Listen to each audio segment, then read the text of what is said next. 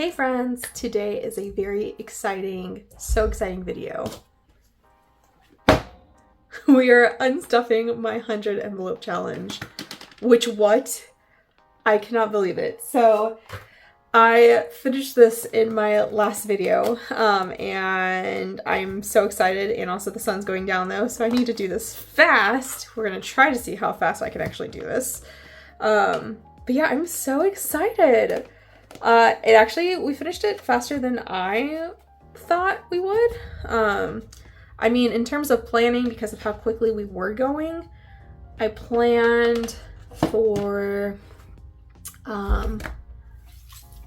what did I plan for? Here, I'm trying to figure out my setup too. With how fast we were going, I planned for, I think, mid-March to go ahead and finish this, but we finished it early, which is so exciting. And so if you watched my last video, I just wanted to get it done and over with, basically. And so I literally used what I could, and I did it. So, and I had my boyfriend, you guys actually don't know this, I had my boyfriend sitting next to me, like on the couch next to us. And he was watching me going ahead and getting the thing done. And so he was right there cheering us both on, because this was a team effort and we did it.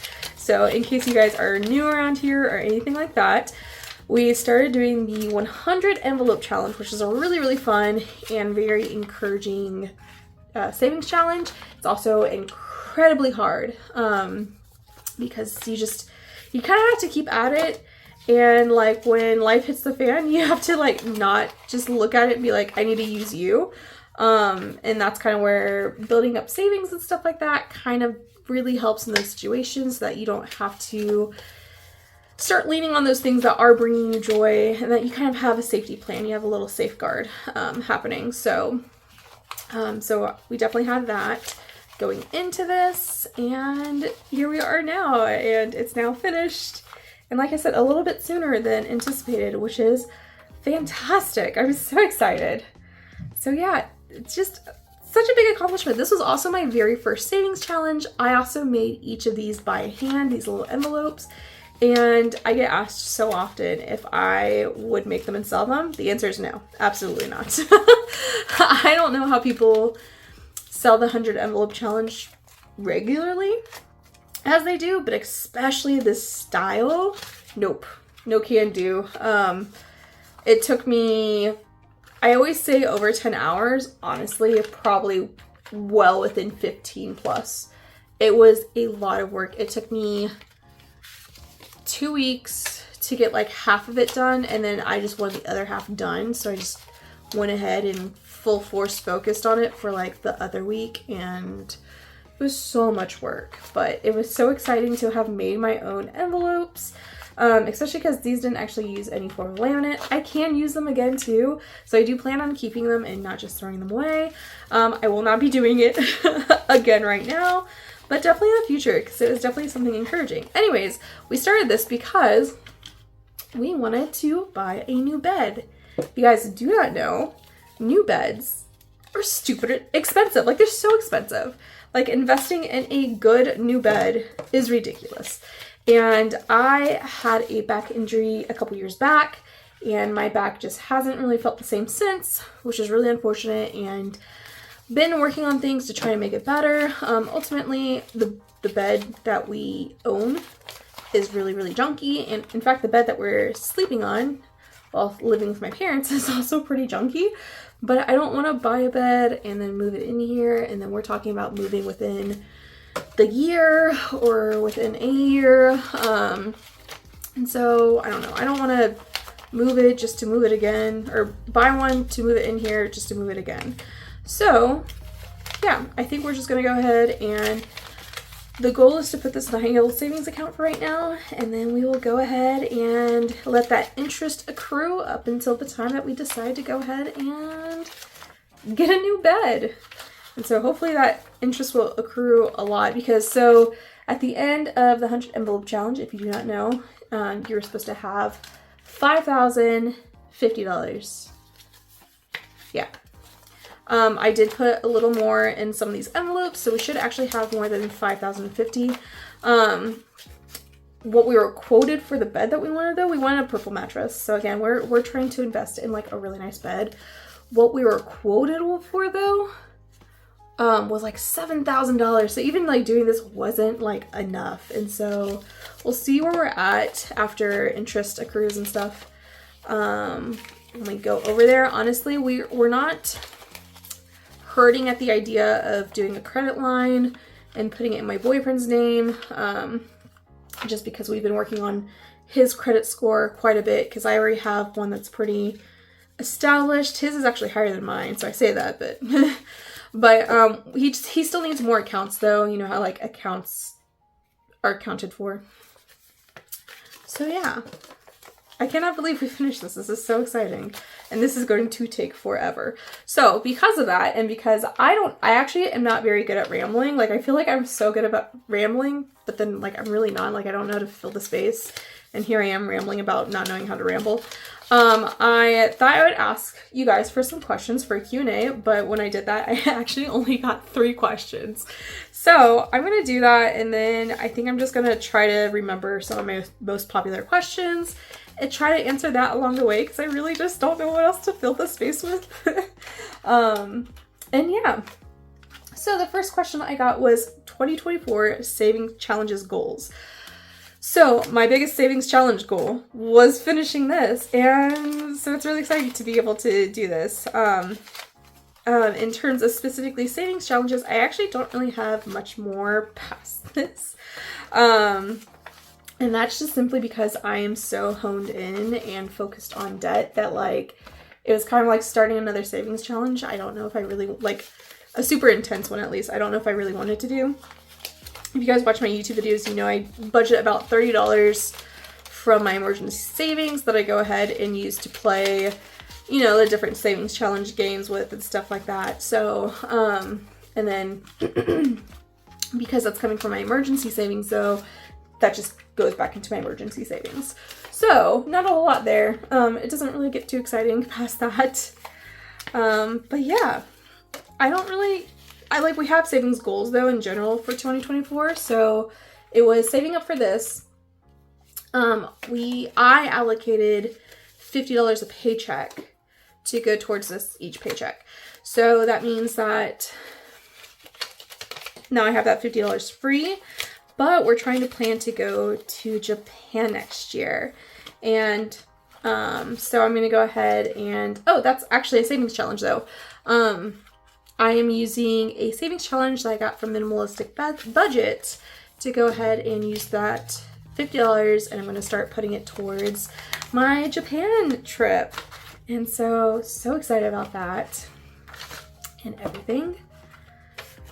Oh my gosh, like the $1 bill is already getting like stuffed. We're not even like close to being there.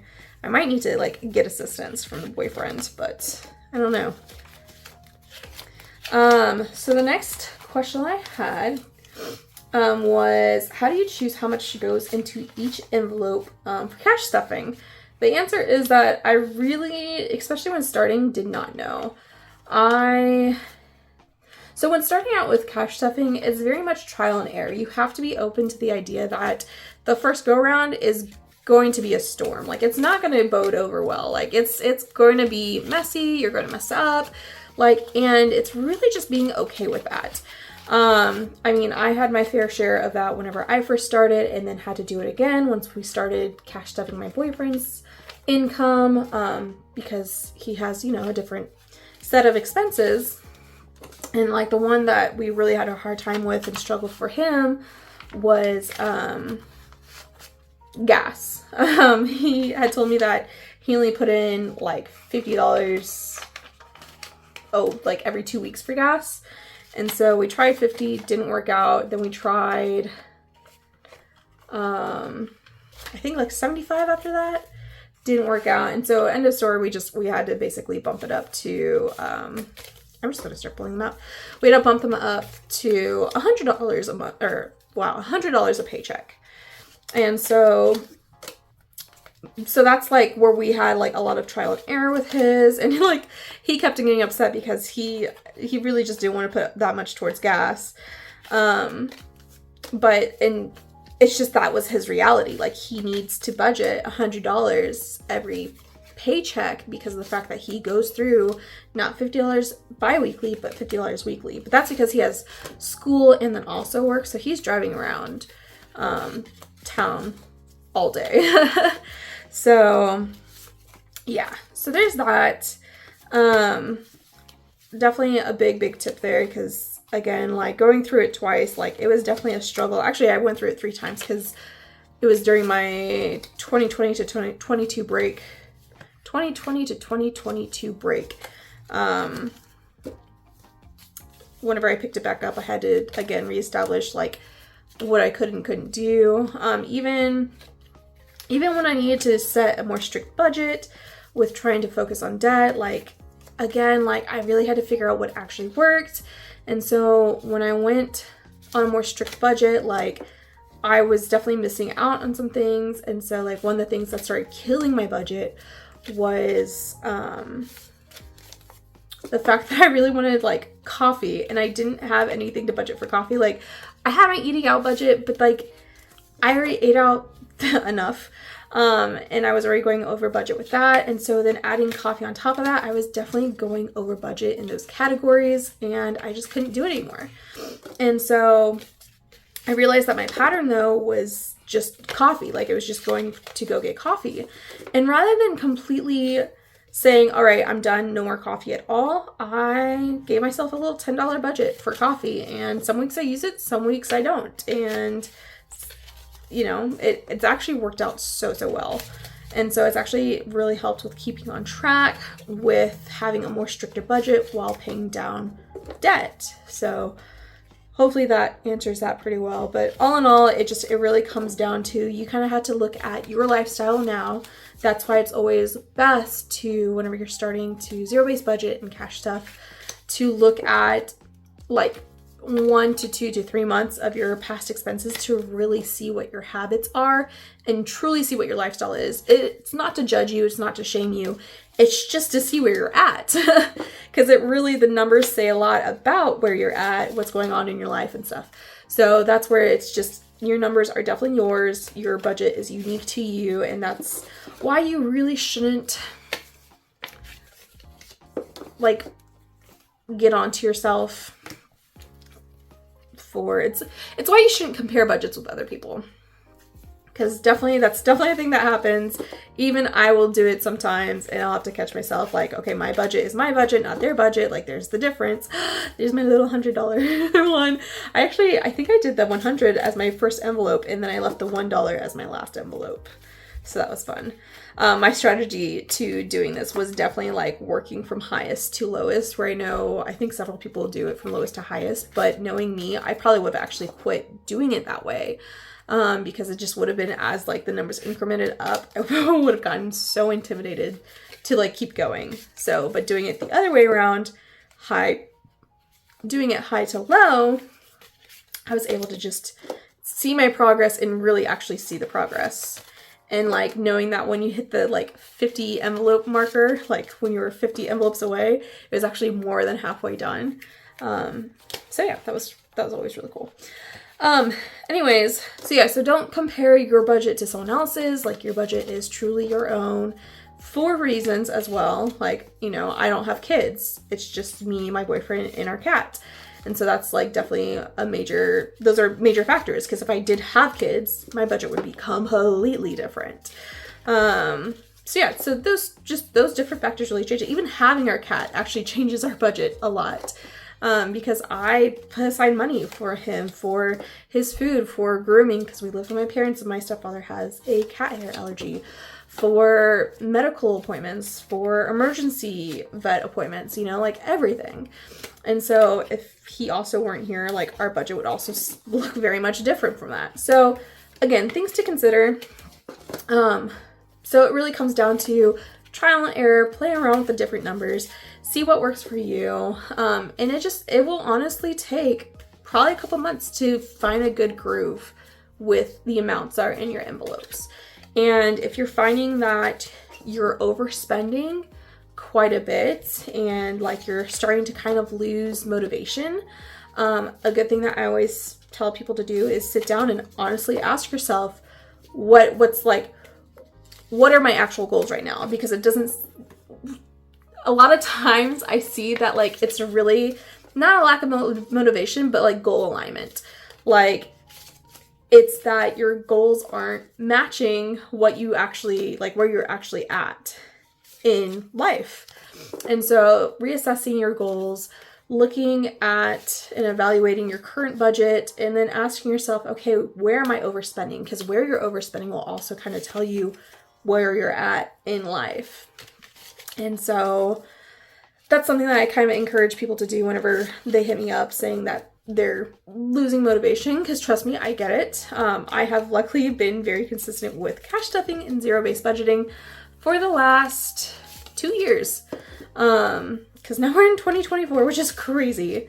But yeah, I've been consistent the last 2 years. And that's been kind of my biggest thing, even with myself. Again, when I went on a more stricter budget and I added that coffee budget, it really just made that big of a difference, truly.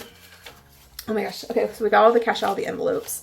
I think I need to move some of these back because that one slot is like gonna get so full. Okay, I'm gonna leave room for maybe 20s as well. So yeah, so that's probably my solid answer for that question. The next question is retirement. What are my retirement plans or plans for retirement? Or how, sorry. The question is, how am I planning for retirement? I had to actually look at the question to remember what exactly it was. How am I planning for retirement? And then recommendations. So retirement, I don't talk a whole lot about. And honestly, it's because one of those things where I'm slightly intimidated to talk about it because I haven't done much in that category yet. It's not that I don't have plans for it, definitely do. And I even do have a couple tips when it comes to it. But I am excited for that time, but it really just comes down to I've been waiting to pay off debt to go full force into it. So we'll pay down debt, and then I do want to get more into savings, and then I'll go full force into it. I do plan on, after debt, still starting to put some aside. So anyways, I do have a current retirement though. I have a 401A because I'm actually a government employee.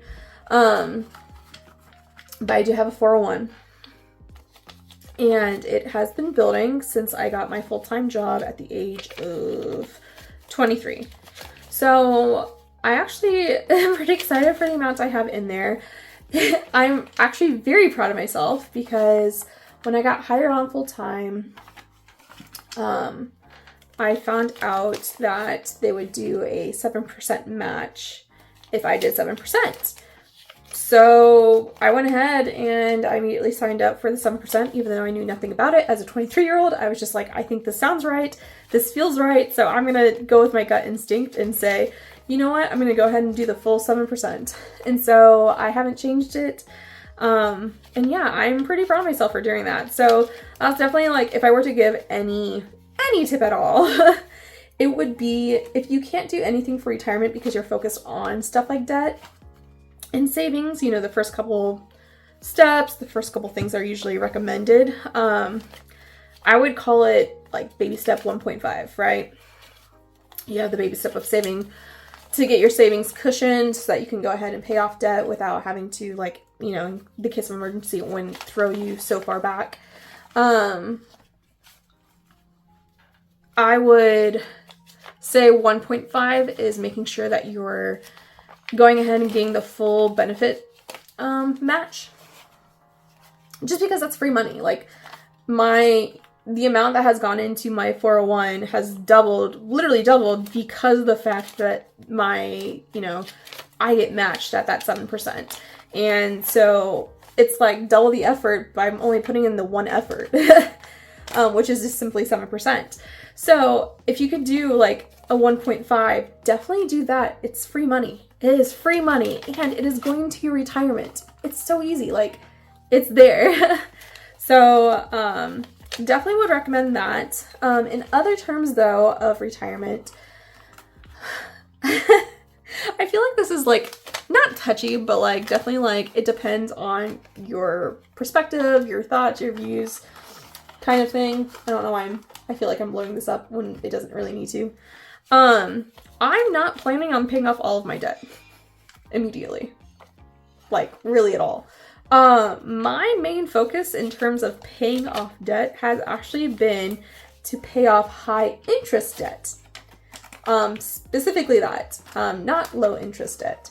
I mean, I have my car paid off, and so basically what that means is my high versus my low is simply, what I have left is my credit card and my student loans. So student loans is typically considered low interest debt. Definitely look at your student loans though, because that is not for every student loans, especially like private student loans. They're typically a higher rated interest debt. So look at your student loans, see what you have, just as a disclaimer there. But mine is not a high, like none of my student loans are high interested. So because of that, it's at like a 4 point something percent. Maybe it's at 3 point something. I don't know. Basically, it's lower than like my 27, whatever I have for my credit card. Holy Toledo, dude. That's insane. I cannot believe the money that those people are making off of me each month. I mean, it's definitely gone down significantly, so thankful for that, but they are making money. They are making their money. But, so typically what's recommended by the experts and stuff like that is not recommended. What's explained by the experts when it comes to investing is that when you're trying to think of like how much to invest and all that, they say it's generally about a 6 to 8% ROI, right? That's not guaranteed. It is an ever fluctuating thing. However, I plan on doing index funds, which are considered like the safer route when it comes to that. It's just, you're kind of guaranteed to kind of keep on going up as long as the stock market goes up. And like, obviously we've learned that the stock market goes in waves, right? So because of that, that means that you get more if you put more into investing and your retirement than if you focus so much on paying off student loans. And so that's why my priority is just going to be high interest debt and not just all debt, because I really want to focus on getting those investments in there and getting that going and knowing that I will have such a good cushion for retirement. So yeah, that's kind of where I feel like I'm kind of different, because I don't think that's usually what's recommended. I think it's normally, you know, from the big DR. I think it's typically recommended that you pay off all of your debt and then you focus on all of that, but I don't know. I guess I'm rebellious because that's not the way I want to do it. So I saw someone suggest not doing all debt and just, you know, just to give yourself more time to really be able to invest. And so ever since then, ever since I saw those numbers, I've been like, okay, yeah, that's what I'm gonna do for sure. So yeah, that's, again, I'm not a subject matter expert at all when it comes to retirement, so take all that with just a grain of salt. Like I said, the solid advice I 100% would say is do your employer's match if you have one. 100%. It is the best thing that I told myself to do.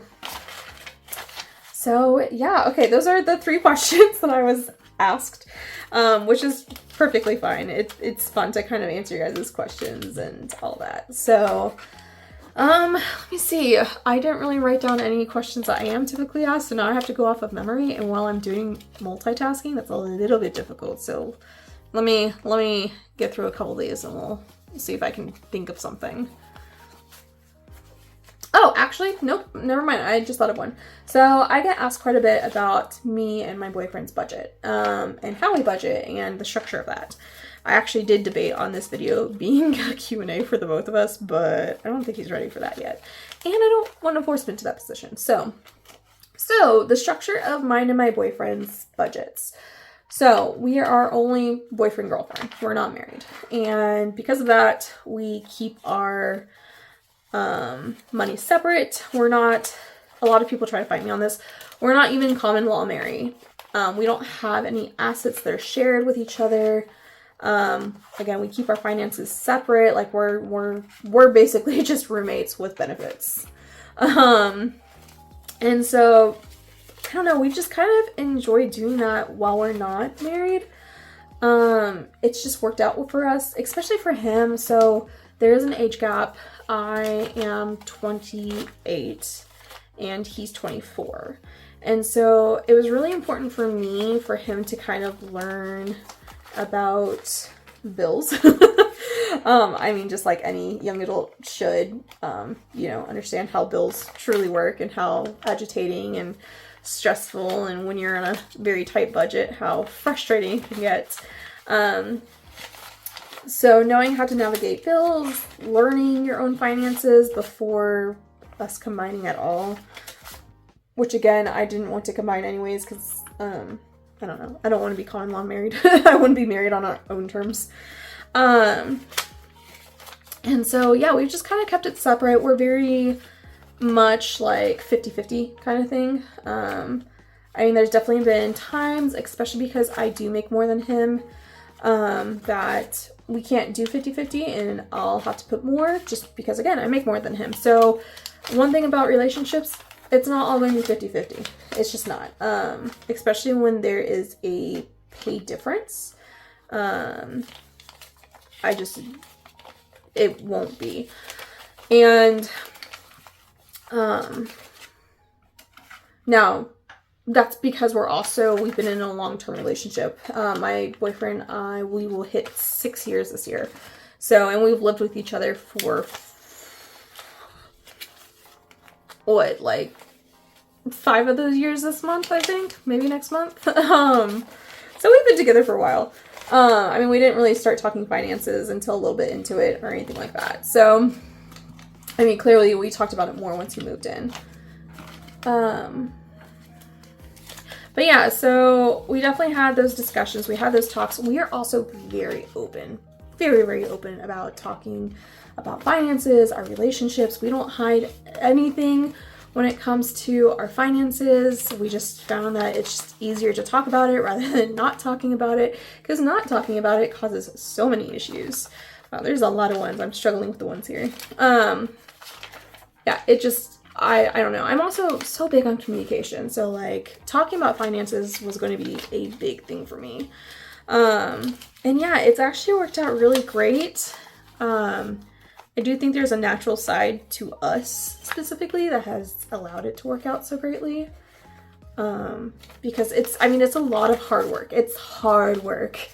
And like we talk about our goals, and what financial goals we want, like each year and even throughout the year, we talk about that. So like, again, like obviously with the Japan trip, we had to talk about how we were going to do that, how we were going to finance it and all that. And ultimately, like, because again, I'm the one that makes more currently, it'll be more on my end than his end, but he will also add towards it. Similarly to the bed, I put more actually towards the bed. Especially initially, I was the only one that was adding towards it. And then eventually when he got more on his feet and was making more money, he was able to add more. And then there were some weeks where he added way more than I did.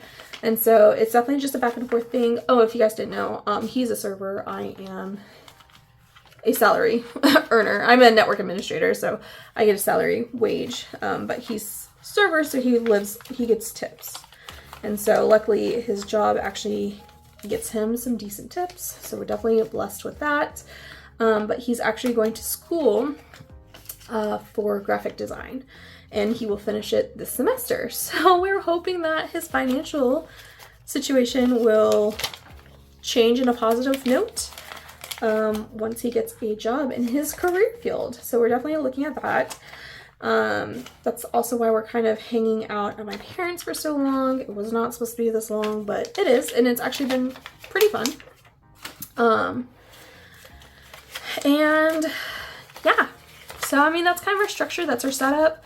We just take it week by week. We talk about it a lot. Like when we like I will sit down with him and help him budget out his paycheck, but ultimately he decides his numbers. If he says that he wants to do something, like he'll ask for my input and I'll give him my input, but I remind him that ultimately it is his decision and whatever he wants to do. So sometimes he'll take my input, sometimes he'll leave it, and that's totally okay because it is his money. So I don't know, it's worked out pretty good. So yeah, that's the structure of us. When we're married, we've talked about it some, obviously, but I'm pretty sure that's when we'll combine finances and all that. But we will probably wait until that point to really look into it and stuff. I do know that, like, now that he's getting older, like, I don't know how, like, again, hopefully he'll get a decent job because I would love for him to start working on his retirement and all that. But we shall see. Because recently he's actually accrued some debt, which is kind of sad because, like, he was the debt-free one out of the two of us.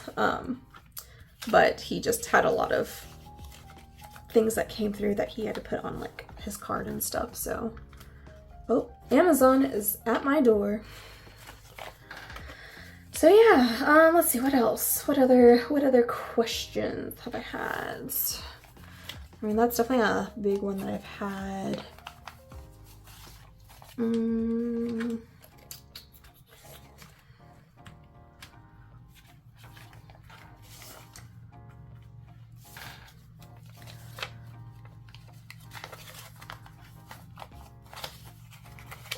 It's actually a package for me, so that's nice.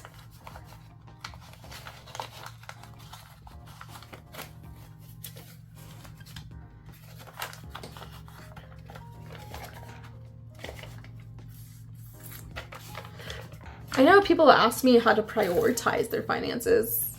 I guess I can talk about that, like how to prioritize. Even though it's kind of the answer of ultimately it's up to you. There's not like really a one way to prioritize your finances, only because it's where you're at in life.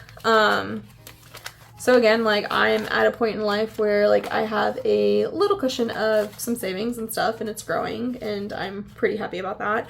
So I'm able to like more full force focus on debts. But this is where Mr. Ramsey and I kind of broke up. I'm not a firm believer in the idea of, all right, I have $1,000 in my savings and then just duck out, like cold turkey it. I'm not, only because a lot of things that happen in life isn't only at $1,000. So instead, I kind of put my own twist on it. It was $1,000, but then I'm going to keep on adding more. Now, it's not as much as I was putting towards it, because I was putting towards a lot whenever it was to get my savings up to fluff. But I think I got it up to like 2,000 or 3,000, and then that's when I slowed down like a lot. I went down from like putting, you know, what I normally do with my Discover. I mean, it was a lot less than back then, but what I would normally do with my Discover, put the remainder of my paycheck just towards savings. And so I accrued it pretty quickly. Felt pretty good, confident with the fluff that I had. So then that's when I felt confident to transition into paying off debts and no longer focusing on savings. However, there was a couple things. I, again, did not want to just stop and not add to savings anymore, because I want to be prepared just in case something did happen. It was major, which things have happened, and I've definitely had to use that emergency savings. So that's why that is there.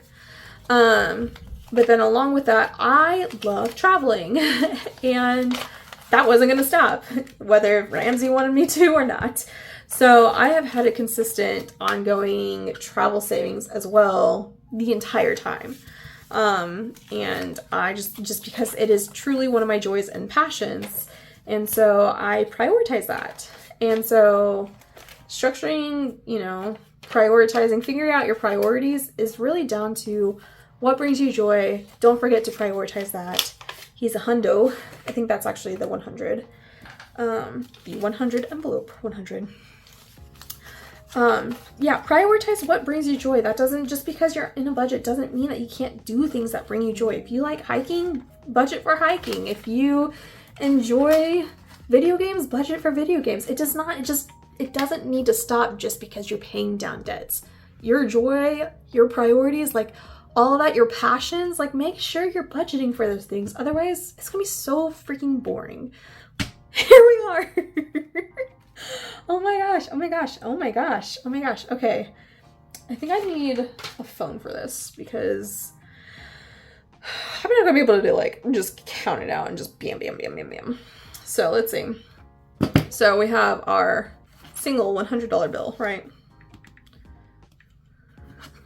My goodness gracious. So we have 51, 52, 53, 54, 55, 56, 57, 58, 59, 50, 1,000. That's insane. Plus 1,000 plus 51, 52, 53, 54, 55, 56, 57, 58, 59, 50, 10. Another 1,000.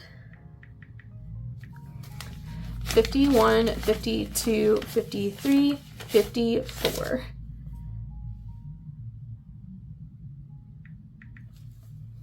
So that's 400. We're already halfway there, guys. All right, so something I didn't realize that happened was that my phone up here died.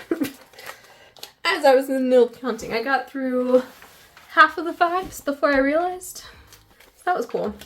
And it's very dark now, so we're gonna just rush this at this point. So 20, 40, 60, 81, 20, 40, 60, 82, 20, 40, 60, 83, 20, 40, 60, 84, 20, 40, 60, 85, 20, 40, 60, 86, 20, 40, 60, 87, 20, 40, 60, 20, 40, 60, 88, 20, 40, 60, 89, 20, 40, 60, 80, 100, or 1,000. 20, 40, 60, 81, 20, 40, 60, 82, 20, 40, 60, 83, 20, 40, 60, 84, 20, 40, 60, 85, 20, 40, 60, 86, 20, 40, 80, 20, 40, 60, 87, 20.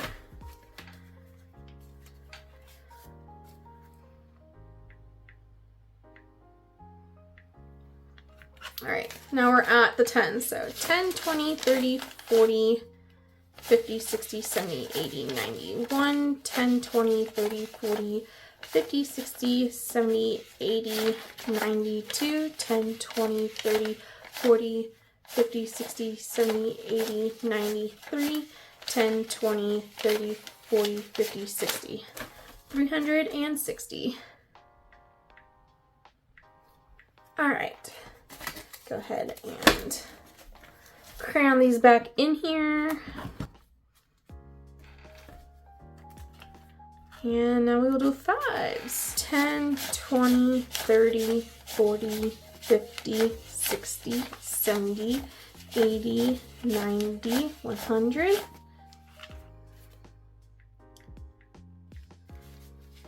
10, 20, 30, 40, 50, 60, 70, 80, 90, 100.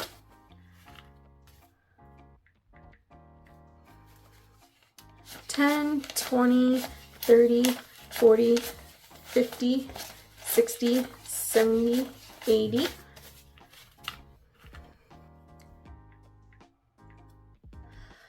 Oh, this is gonna be a lot right here. I don't know how to do this. Oh my gosh, I wish I had a little, number counter thingy. 1, 2, 3, 4, 5, 6, 7, 8, 9, 10, 11, 12, 13, 14, 15, 16, 17, 18, 19, 20, 21, 22, 23, 24, 25, 26, 27, 28, 29, 30, 31, 32, 33, 34, 35, 36, 37, 38, 39, 40, 41, 42, 43, 44, 45, 46, 47, 48, 49, 50.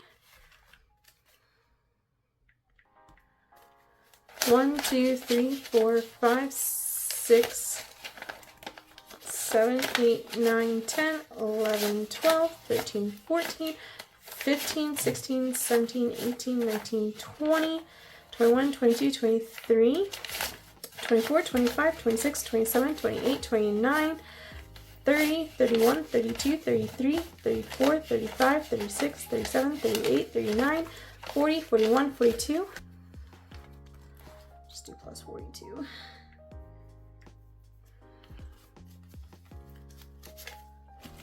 One, 2, 3, 4, 5, 6, 7, 8, 9, 10, 11, 12, 13, 14, 15, 16, 17, 18, 19, 20, 21, 22, 23, 24, 25, 26, 27, 28, 29, 30,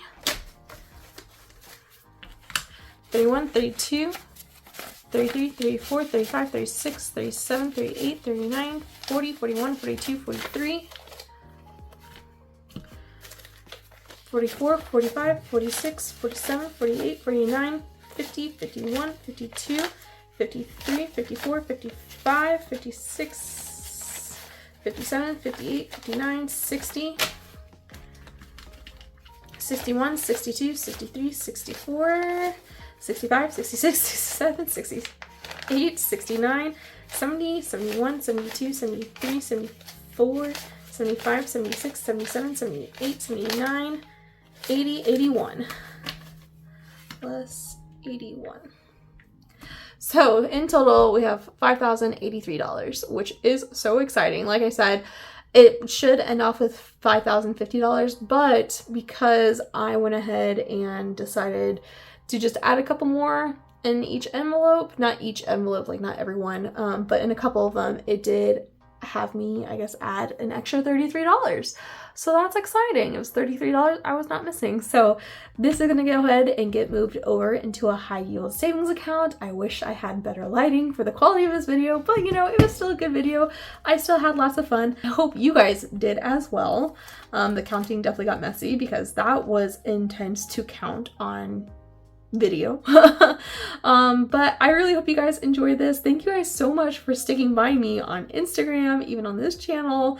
Like while I was going through this 100 envelope challenge, again, there was times where it just wasn't easy. It wasn't easy. It's not an easy challenge.